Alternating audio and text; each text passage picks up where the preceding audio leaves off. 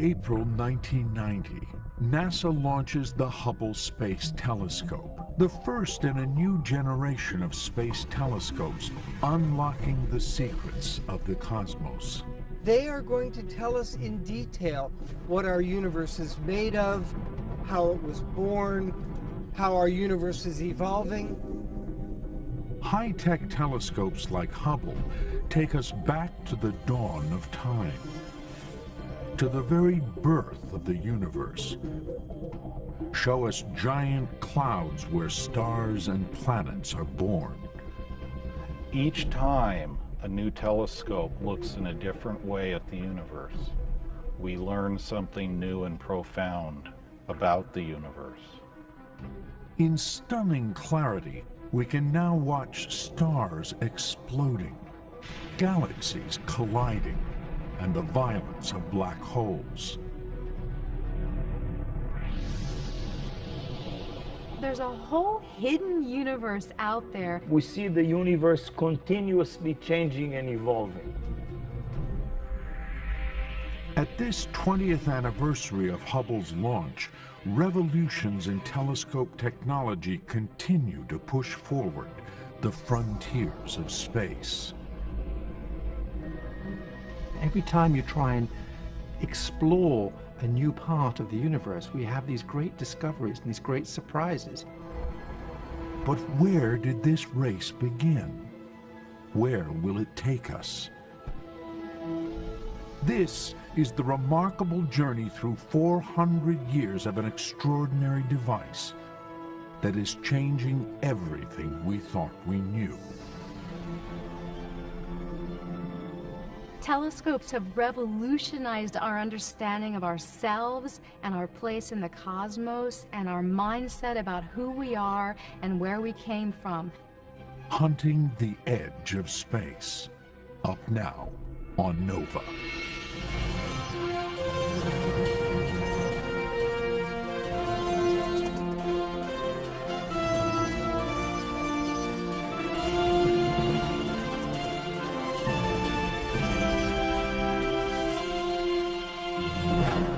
Major funding for NOVA is provided by the following. ExxonMobil, taking on the world's toughest energy challenges. And by David H. Koch. And discovering new knowledge. HHMI. additional funding for hunting the edge of space is provided by the Alfred P. Sloan Foundation to enhance public understanding of science and technology in the modern world. And by Mount Cuba Astronomical Foundation. And major funding for NOVA is also provided by the Corporation for Public Broadcasting and by PBS viewers like you. Thank you.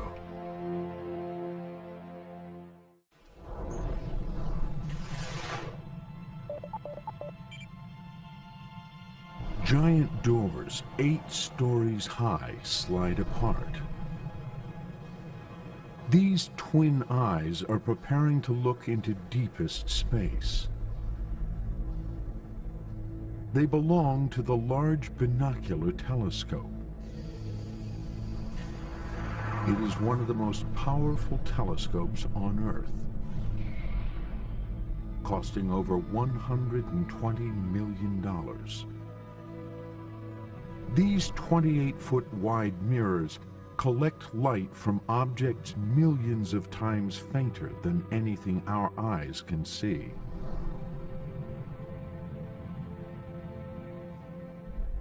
"600 tons of machinery turn the mirrors to look more than 13 billion light years away, to the very edges of the visible universe.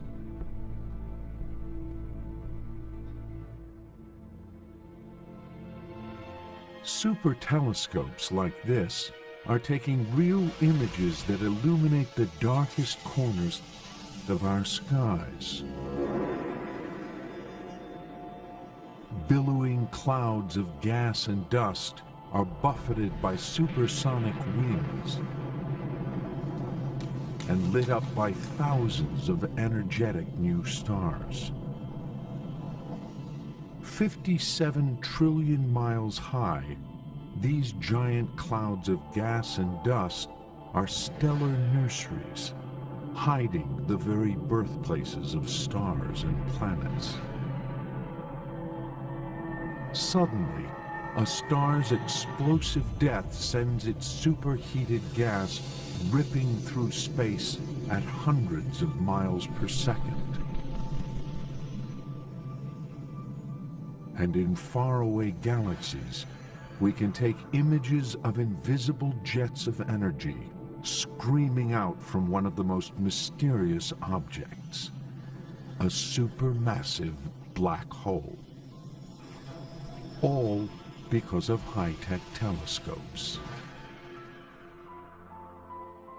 The telescope has changed the way we as a species think about ourselves. With a new telescope, you're always going to find something new because you always add to your ability to see more. These breathtaking images are only possible because extraordinary telescopes like these are staring out night after night across the globe and in space.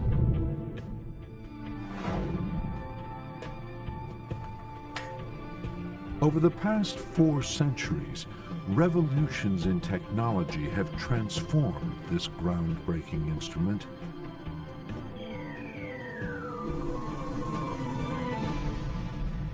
So where did it all begin?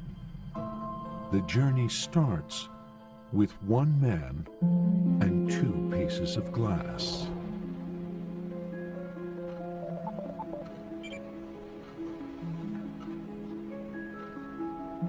It is the summer of 1609. Mathematics professor Galileo Galilei is building his own version of an extraordinary new invention.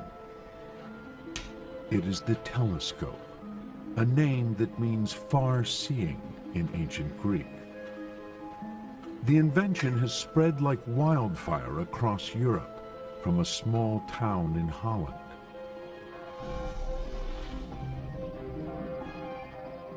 Spectacle makers working on the most precise glass lenses of the day discovered that 2 different types of lenses held at just the right distance produce a surprising optical effect.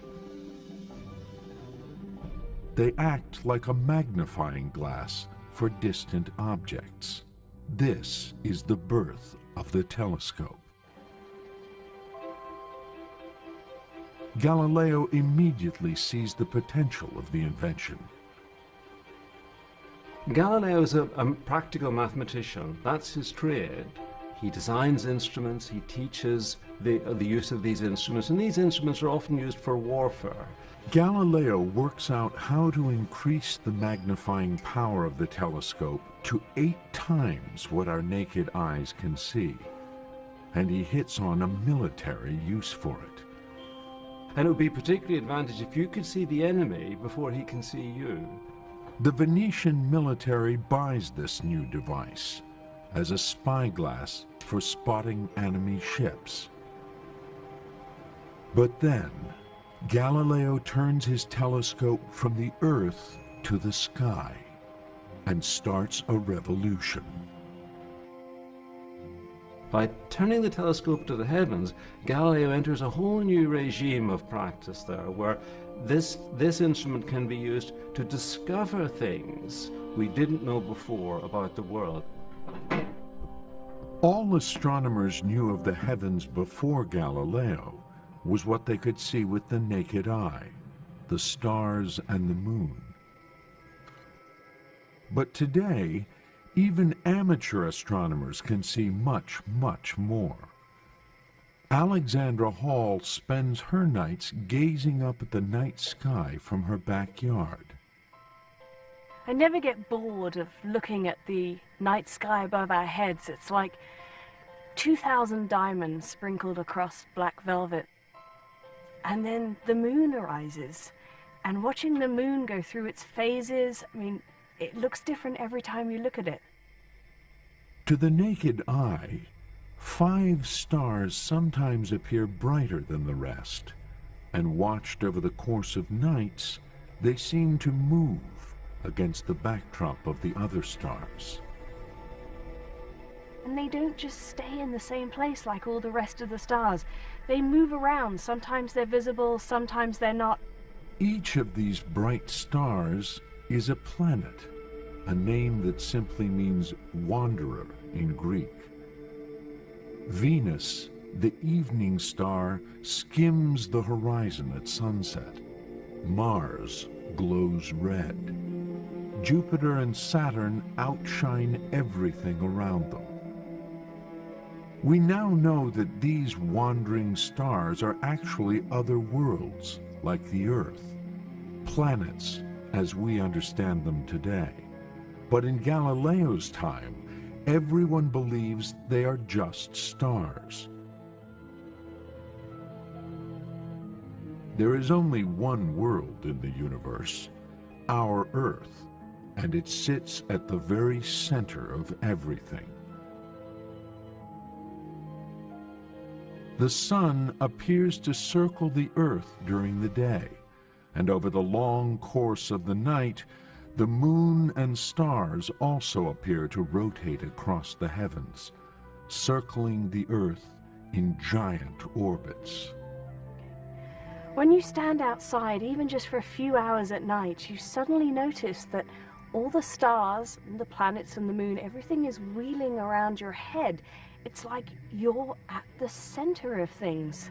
Really quite a powerful feeling. But Galileo is about to show that this is just a feeling.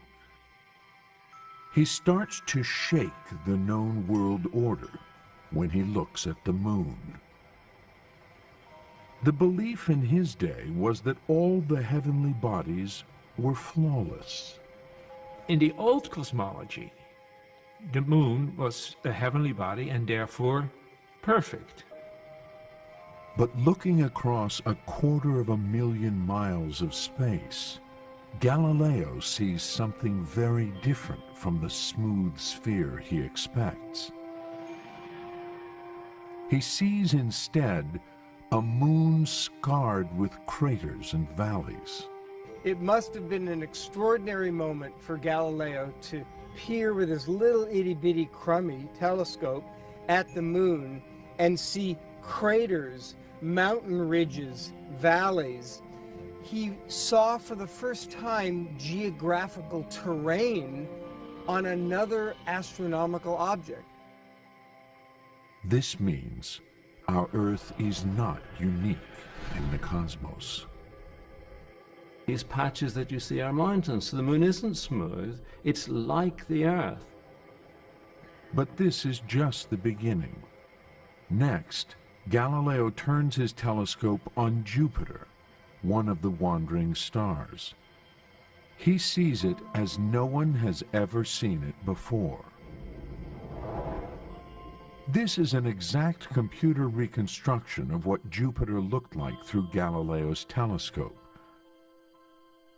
Calibrated on Galileo's actual lenses, it shows what a challenge he faced. A replica of his telescope reveals how hard it is to get a still image.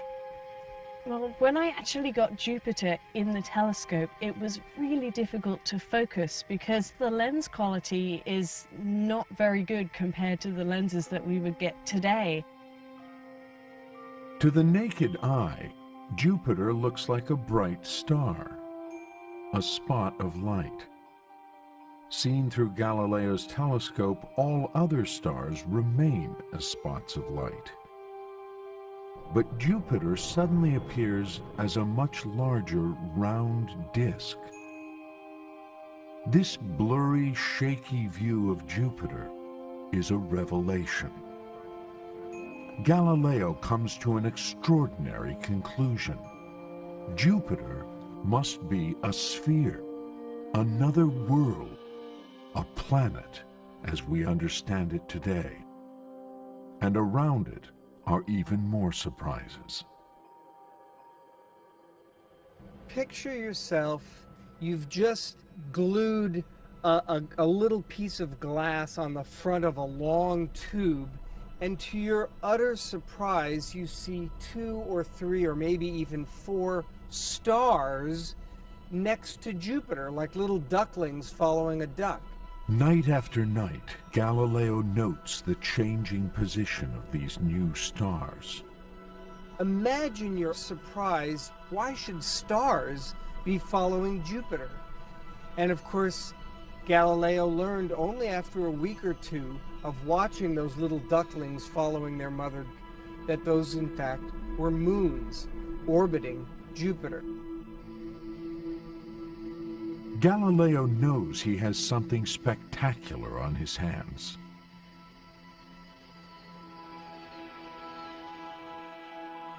He publishes his findings in a book called The Starry Messenger. It is the most explosive scientific book ever written. Its impact was immediate. Galileo became a superstar overnight. But the biggest revelation is yet to come.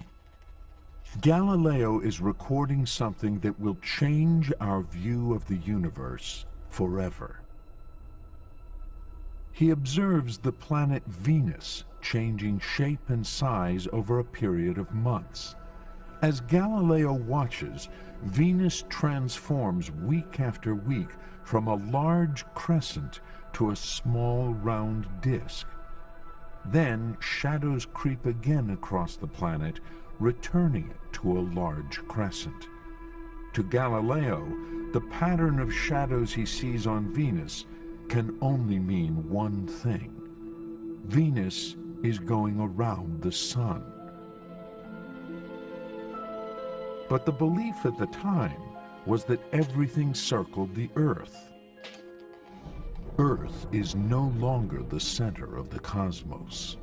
And so it's said to us, wow, we're not at the center of the universe anymore. These very simple observations literally rock the foundations of the world. No longer is the Earth the center of the universe. The sun is the center of the universe, despite what our ordinary senses tell us.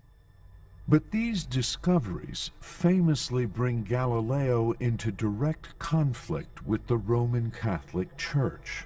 The Church taught that God placed mankind on earth at the very center of creation.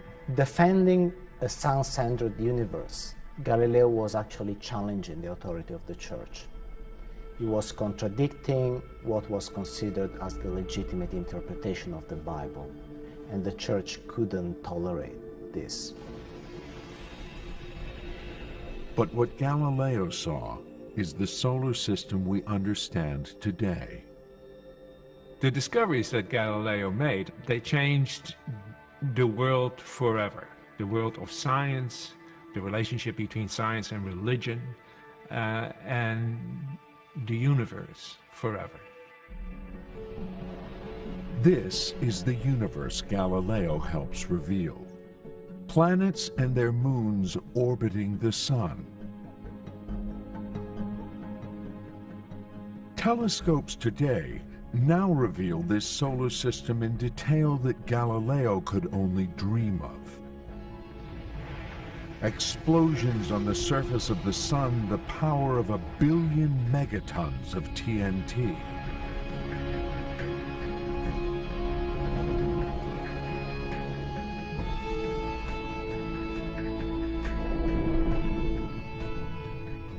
Features in the Great Red Spot on Jupiter, a vast stormy vortex large enough to swallow 3 Earths. On Jupiter's moon, Io, we can watch volcanoes spew ash and gas high into space.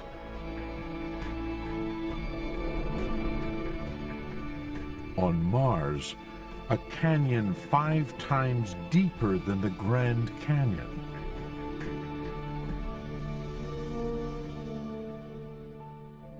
And a volcano 3 times higher than Everest. On the surface of Venus, beneath roiling clouds of sulfuric acid, mountains rise from the rocky surface. And circling the sun at the very perimeters of our solar system, dwarf planets made of rock and ice. But one planet remains an enduring mystery for even the most advanced telescopes: Saturn and its enigmatic rings. Galileo was the first to see that this planet was different from the rest. For him, the strange features he observed looked like ears. He presumed they were moons. Later astronomers saw them as a vast flat ring encircling the planet. Then, one man discovered that this ring was in fact made up of several concentric rings. That man was astronomer Giovanni Cassini. Now, a mission named after him is investigating why Saturn has rings at all and what they're made of. NASA's Cassini mission. 3, 2, 1, and liftoff of the Cassini spacecraft on a 30-mile trek to Saturn. In the nose cone of this rocket is the space probe, Cassini. Ahead is a 2 billion-mile journey to the planet Saturn. On board the probe are sophisticated telescopes. They will investigate Saturn's mysterious rings by traveling as close to them as possible. Good solid rocket booster separation. First stage item 152. As Cassini heads for Saturn, the furthest planet in Galileo's solar system, it uses the massive gravitational pull of Jupiter as a boost to slingshot it out millions of miles towards its destination. In the world of telescopes, Cassini has some of the fastest moving telescopes in the solar system, going by at Jupiter at something like 70,000 miles per hour. Even at such tremendous speeds, the journey still takes 7 years. But finally, Cassini approaches Saturn, 934 million miles from Earth. It dives through Saturn's outer rings to enter orbit around the planet. These are some of the images Cassini takes of the rings. They may look solid, but they are made up of billions of chunks of ice and rock, ranging in size from a grain of sand to the size of a house. And they are spread over hundreds of thousands of miles. But where is all this stuff coming from? Cassini's telescopes reveal that the inner rings are made up of material blasted off the surfaces of Saturn's moons by meteorites. But the furthest visible ring from Saturn is still a mystery. This image, taken by Cassini, shows that unlike the innermost rings, the outermost ring is a ghostly mist of microscopic particles. Astronomers suspect that the icy moon Enceladus could be where the mist is coming from. But until now, no one has been able to work out how. Then, Cassini's telescopes see something never observed before. Vast plumes of vapor streaming from fissures in the surface of Enceladus. These plumes go up hundreds of kilometers. That's pretty exciting to find erupting out of an icy moon. Could these plumes be the source of the outer ring? To find out, Cassini's telescopes do something extraordinary. They fly through the plumes and taste the vapor with onboard detectors.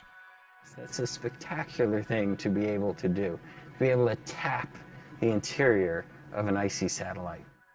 Back at Mission Control, astronomers analyze the data streaming in. The vapor pouring out of Enceladus is made up of ice, salt, and ammonia. It is exactly the same material as the outer ring. It can only mean one thing. Enceladus's plumes are the source of the misty ring. This is a major discovery. Cassini's space-borne telescopes are solving the mystery of Saturn's rings that has plagued astronomers for centuries. Telescopes today are journeying deeper into space and searching further to discover secrets that Galileo could never have imagined. But to capture pristine images like these, telescopes had to undergo a dramatic evolution. Back in the 1650s, the first step in this evolution was going to great lengths, quite literally. Telescopes became very long, 15, 20 feet. The problem with early telescopes was fuzzy images. The reason? The shape of the lens. As NASA astrophysicist Kim Weaver demonstrates, when a strongly curved lens bends or refracts beams of light, the light doesn't all come to a single point. First of all, the different beams of light don't line up, and so the image that you get with this lens would be really fuzzy. Also, some of the light has its colors split out, and that distorts the image. The only way to minimize the blurriness and the rainbow colors is to use thinner lenses with a shallower curve. Because the light comes to a focus further from the lens, refracting telescopes get longer and get greater magnification.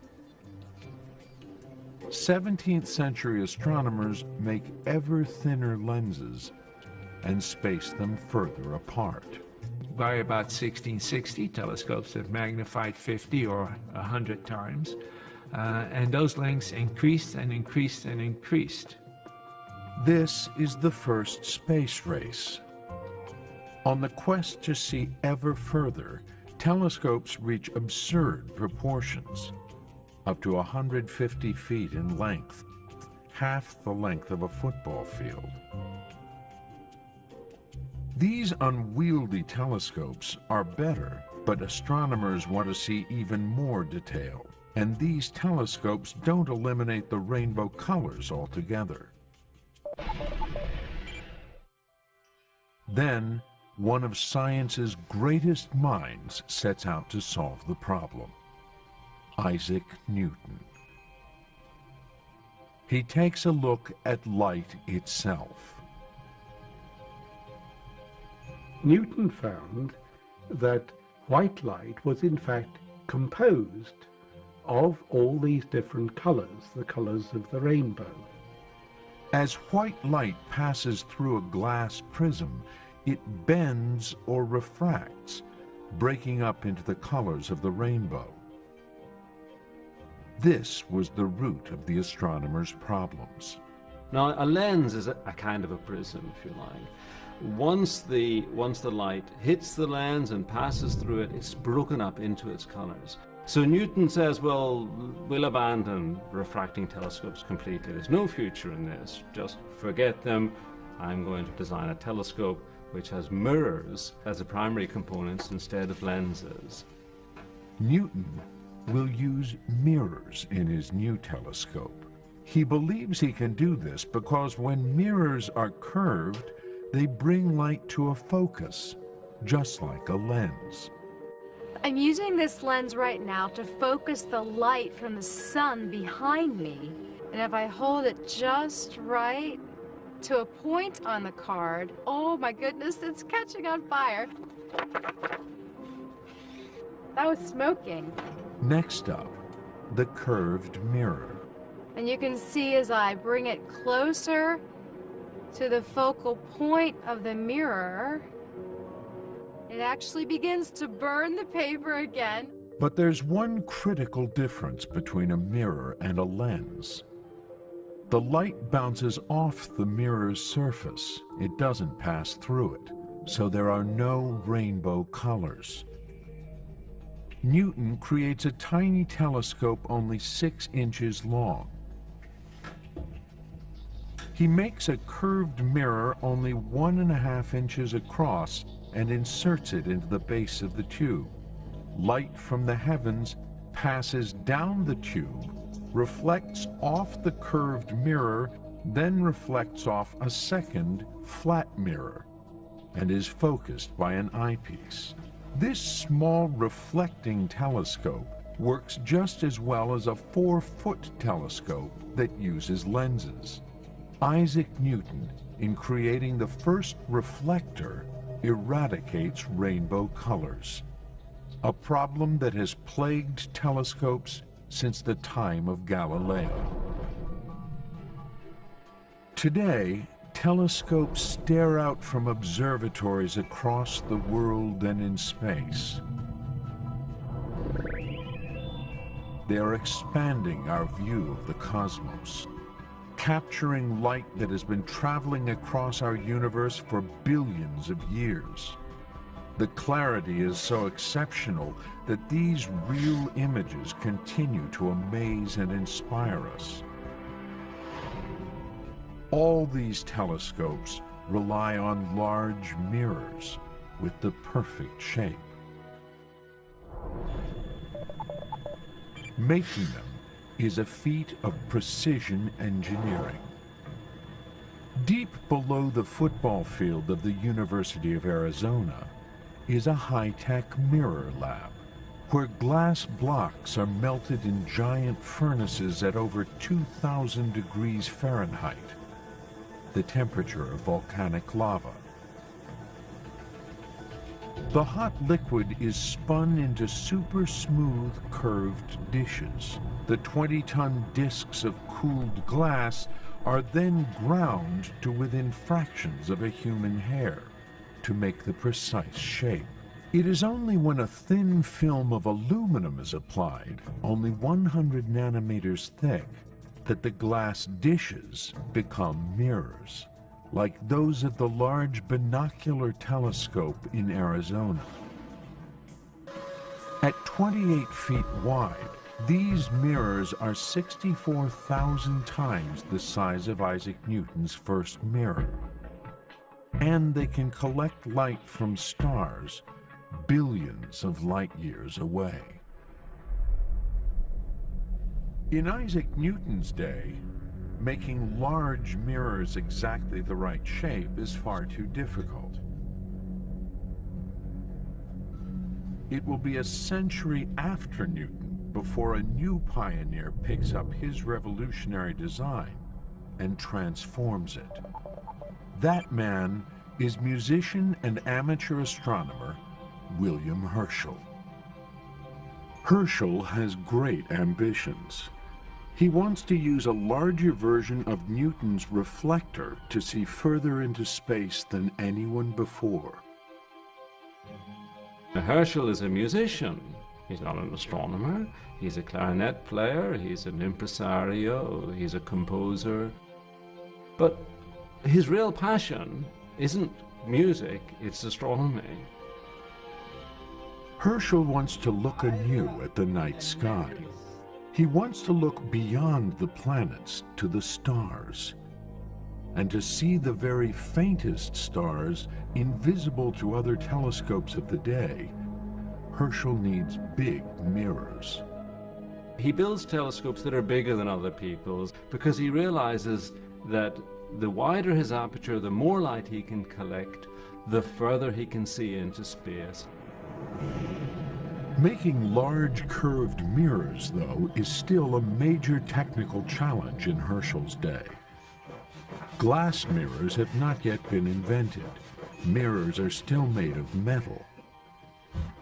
So working in his basement, Herschel casts discs of a metal called speculum, a special mixture of molten tin and copper.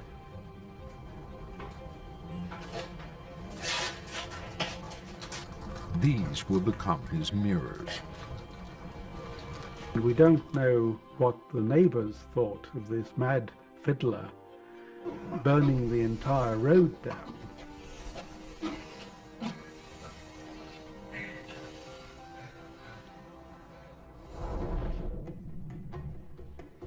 Casting the metal discs is just the first step.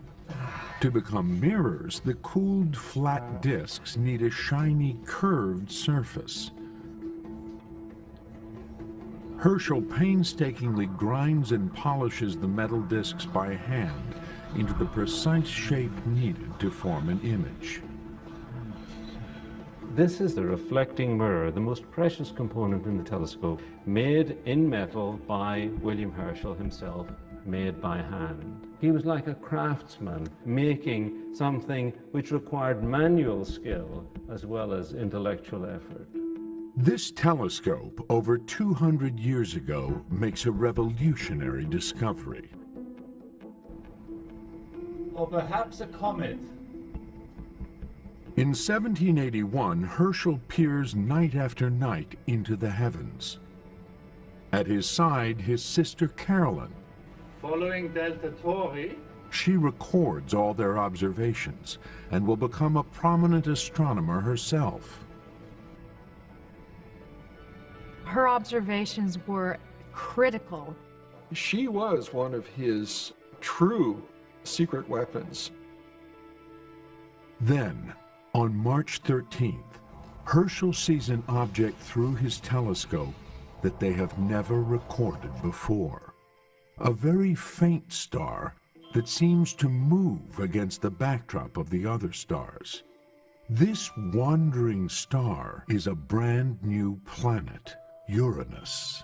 The planets have been identified since the dawn of written astronomy.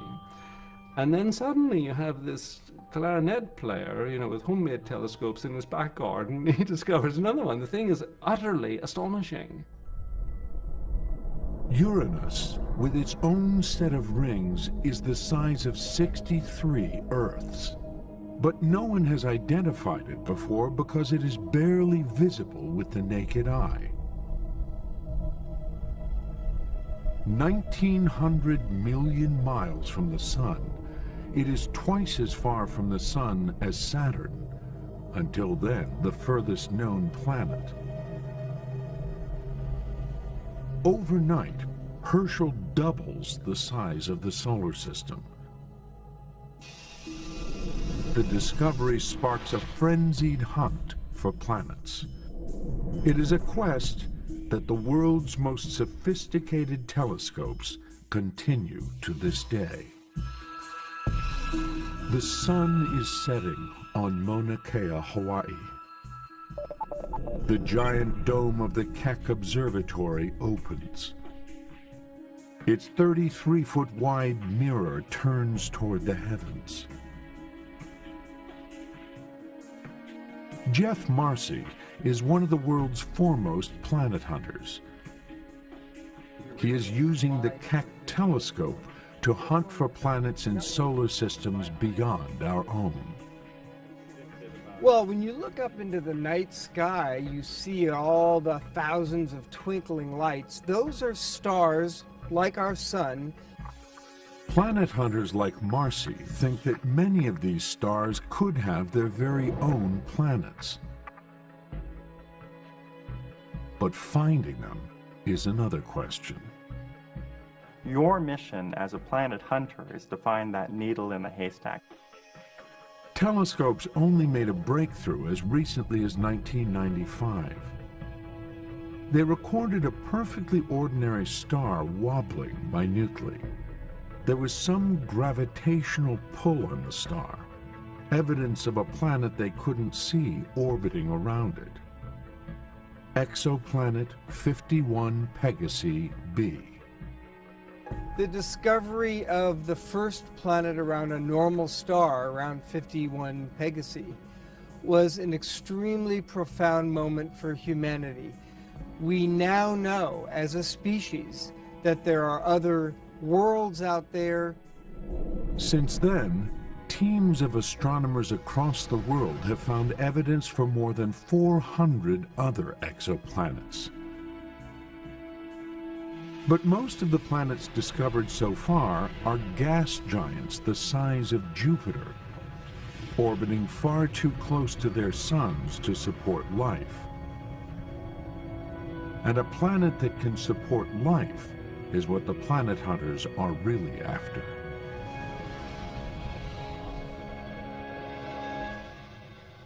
What we'd love to know is whether there are other Earths, habitable worlds out there, whether they are lukewarm with liquid water, having the vibrancy, the conditions suitable for life, and perhaps even intelligent life. Looking for small rocky planets like Earth is a whole new ballgame. Cue a brand new NASA space telescope called Kepler.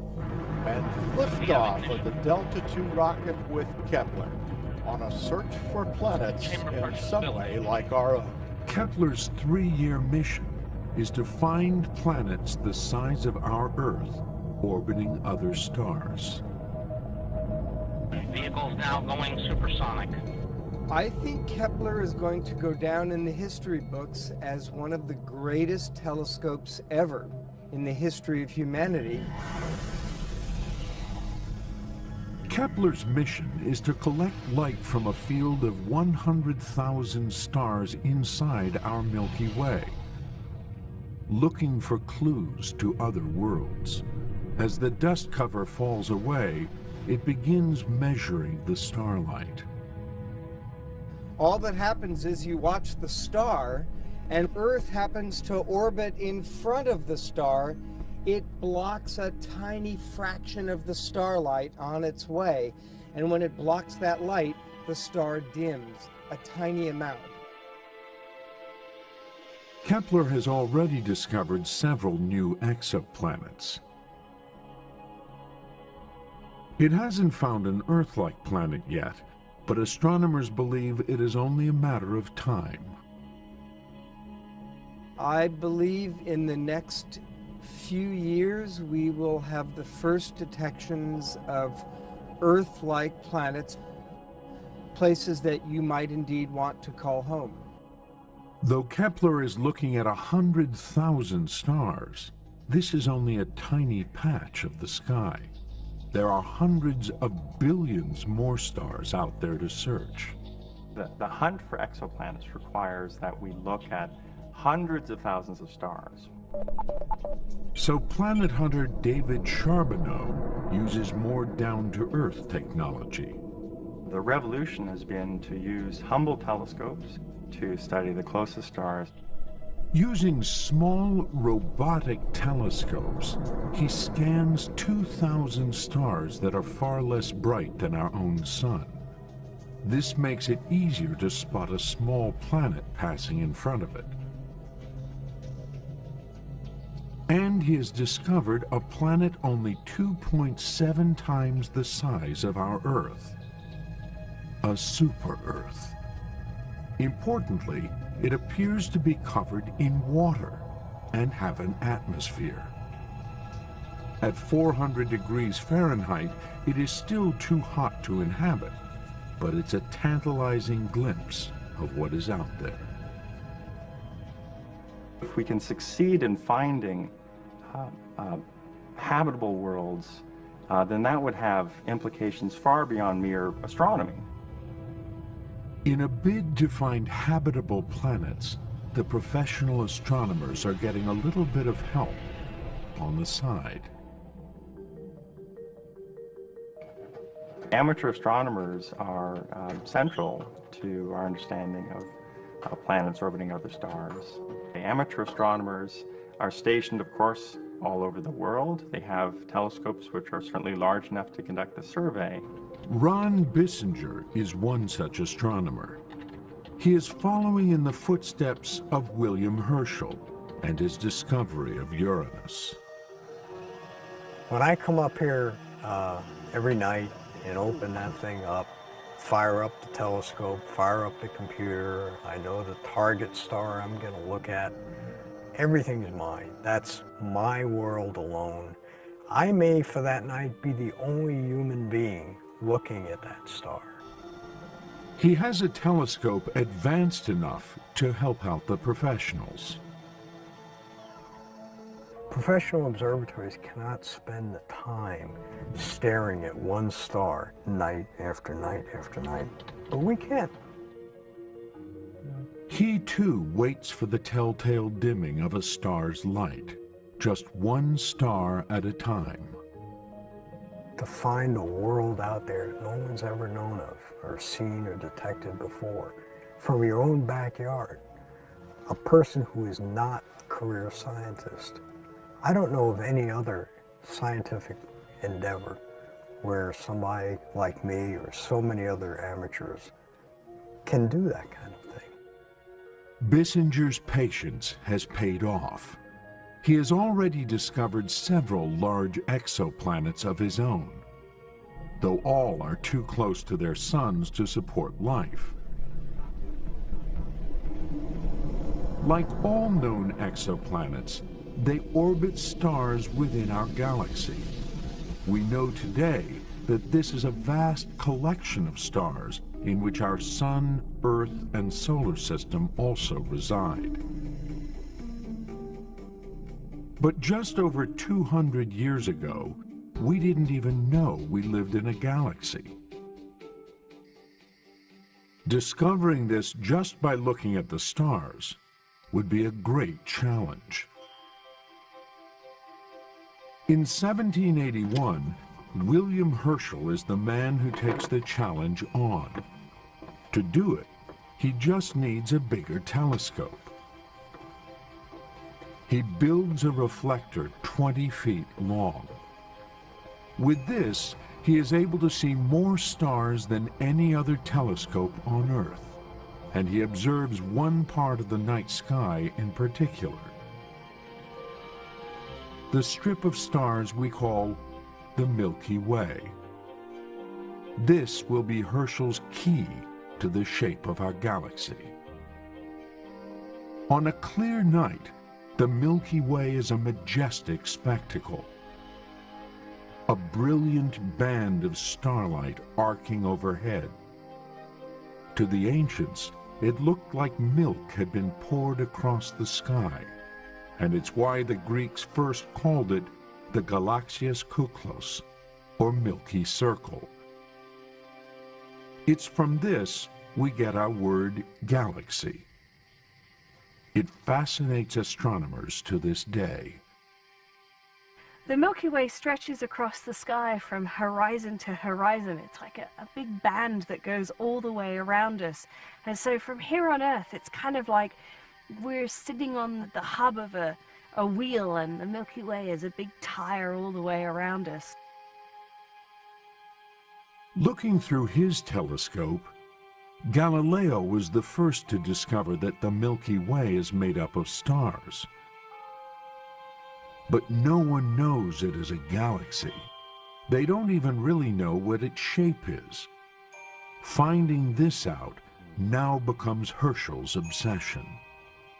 What is the actual shape of the Milky Way? We're in the middle of it, presumably. What would it look like from the outside? He gazes tirelessly at the heavens night after night, mapping the positions of stars. Herschel is nothing if not passionate. He's a natural obsessive. But good for him, he does something extraordinary with this obsession. Herschel maps the distribution of all the stars he can see in a great circle that cuts through the Milky Way. he introduced into astronomy the technique of star counts and just counting how many stars can I see. One direction you see very few stars, in another direction you see zillions of stars. And so he plots this distribution and comes up with a view of the Milky Way. The survey takes over a year of precise recording. Herschel finally produces a map called the grindstone because of its shape. For the first time, Herschel sees that the Milky Way is more than just a strip of stars in the sky. It is a vast disk of stars, and Herschel believes this is the whole cosmos. When Herschel made his map of the Milky Way galaxy, to him he was making a map of the entire universe. The edges of this star disk are the edges of Herschel's universe. Inside it lies our solar system, our sun and our Earth. The amazing thing is that over 200 years ago, Herschel almost got it right. The most powerful telescopes on Earth and in space now reveal that Earth and our solar system lie in a spiral arm in the suburbs of our galaxy, dwarfed within a giant disk of 200 billion stars spinning together around a bright central bulge that hides a supermassive black hole.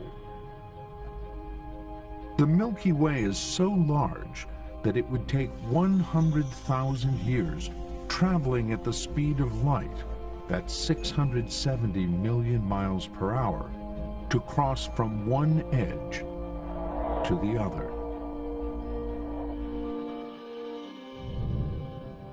Now, a new telescope is about to see what more it can find out about our Milky Way. The Herschel Space Observatory. Bill Latter is a key member of the Herschel team.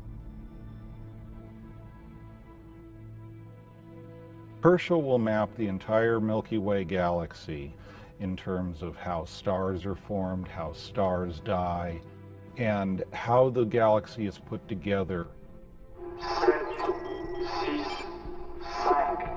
After years of careful preparation, the finely tuned telescope is about to launch.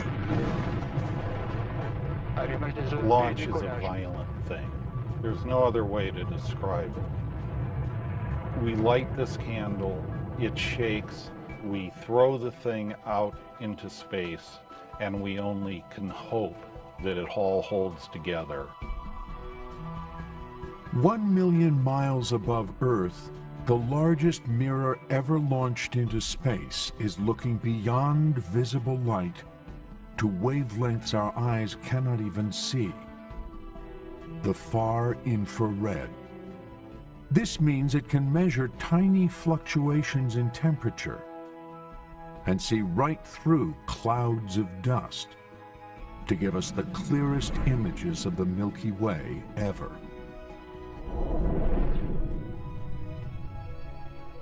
The results were astonishing. What we're able to see with the Herschel Space Observatory are right into the cradles of newborn stars.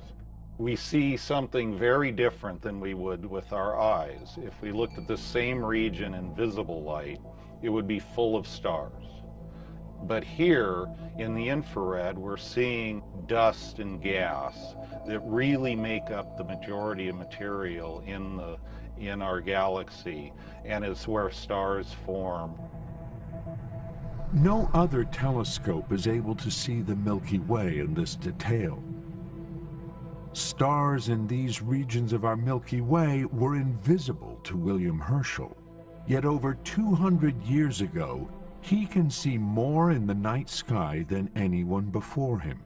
And as he maps the stars through his telescope, one great mystery remains. thousands of strange objects that astronomers can't explain. They call them nebulae, Latin for clouds. There are fuzzy patches of light that you can see in the sky. They kind of look like pieces of the Milky Way that have been detached, and a couple of them you can actually just see with the naked eye. But through a telescope, there are thousands of them, and they have all kinds of different patterns and shapes and sizes. They're quite beautiful and quite mysterious. One of my favorites is the Andromeda Nebula, which you can actually see with the naked eye. And through a telescope, find it here. It's really mysterious. You just see this glowing light that gets brighter and brighter towards the middle. It's like, what is that? Herschel makes a catalog of these mysterious objects, counting and classifying over 2,300 nebulae. But even with his giant telescopes, Herschel can't tell what they are or where they are. There were little smudges that you could see in the best telescopes of the day. Those smudges were thought to be nebulae, clouds of gas, but people began wondering how far away those smudges were. The mystery of the nebulae will continue to perplex astronomers for decades. 60 years later, at Birr Castle, Ireland, the eccentric Lord Rosse builds the largest telescope in the world. He wants to finally crack the enigma of the nebulae. 6-story walls support a tube 60 feet long, and the mirror is the height of a man. He's a natural engineer, and if you see the great Leviathan of Parsonstown, as it's called, this great 6-foot aperture telescope, it's a vast machine. Lord Rosse points the telescope at the nebulae. He sketches what he sees. For the first time, the fuzzy clouds begin to come into focus. Inside some of them, Rosse can see stars and spiraling structures. But there is a problem. Rosse's telescope can only move up and down, and the mirror tarnishes easily. The giant telescope falls into disrepair. It will take 80 years, a great revolution in technology, and a telescope bigger than Galileo ever imagined, high on a mountain peak, before the mystery is finally solved.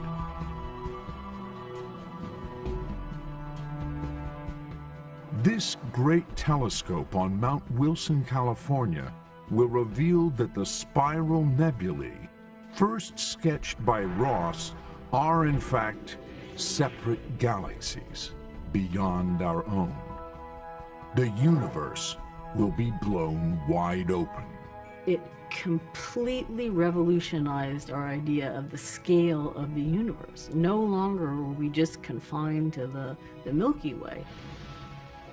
Our galaxy, the Milky Way, will no longer be the only galaxy in the cosmos. It will become just one of hundreds of billions of galaxies spinning within an inconceivably vast universe. The introduction of telescopes to astronomy opened up an entirely new window on the universe. The race will continue to build bigger and bigger. Our technology has reached a point where we can build gigantic ground-based telescopes. We can launch huge space-based telescopes and see the most distant things in the universe. The telescope is pushing forward the frontiers of our universe.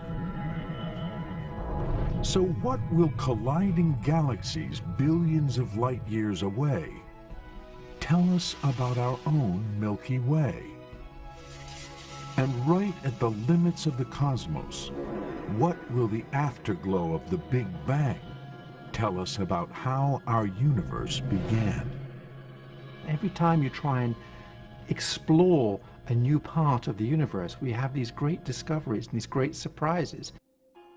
Most surprising of all, telescopes will reveal that right now we can only see 5% of the universe.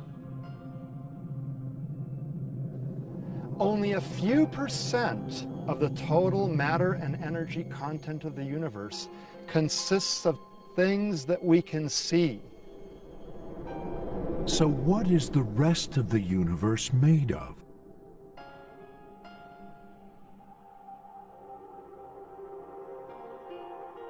In many ways, we're at the beginning of our quest of discovery. We're learning about the major part of the universe we didn't even know existed 10 years ago. Telescopes will point to an elusive and powerful force that is shaping the fate of our universe. Dark energy. I think dark energy is the most mysterious thing we've ever discovered. Telescopes are on the brink of a new era of discovery and exploration.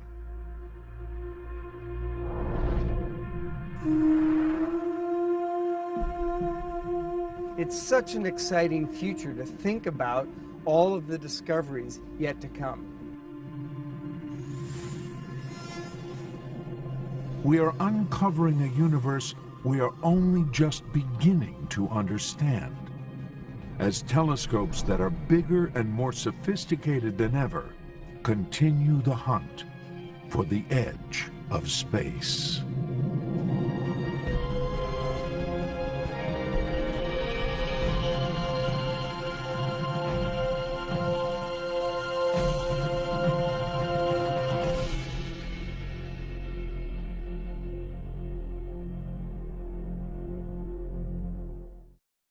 On NOVA's Hunting the Edge of Space website, see the next generation of giant telescopes and learn more about our cosmos, filled with black holes, dark matter, extrasolar planets, and other mysteries. Find it at pbs.org.